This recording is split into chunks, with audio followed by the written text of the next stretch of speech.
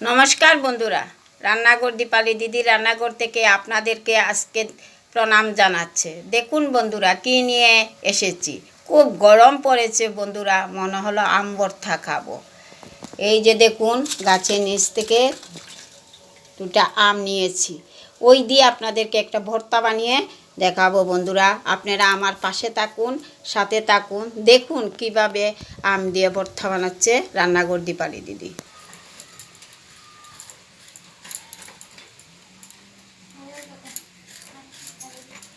এই যে দেখুন কেটে নিচ্ছি আমগুলা।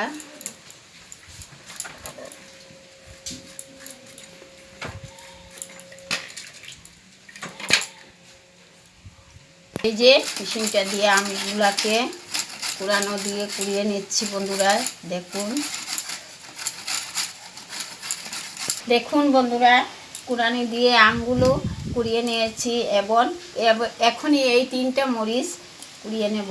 এই যে দেখুন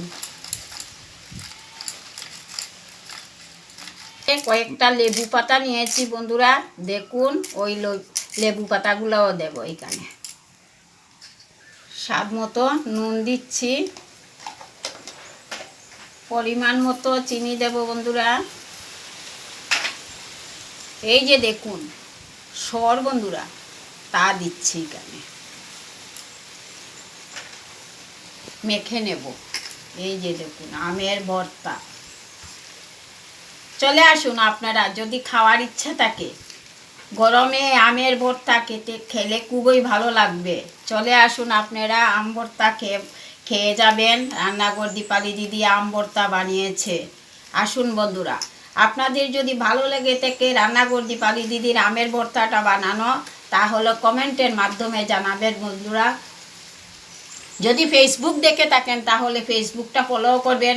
যদি ইউটিউব দেখে থাকেন ইউটিউবে লাইক করবেন, শেয়ার করবেন, কমেন্ট করবেন বন্ধুরা। যদি আমার এই চ্যানেলে নতুন অতিথি কেউ থেকে থাকেন তাহলে আমাকে সাবস্ক্রাইব করবেন। নমস্কার বন্ধুরা। ভর্তা আসুন খেয়ে যান, এসে কমেন্টের অপেক্ষায় থাকলাম বন্ধুরা।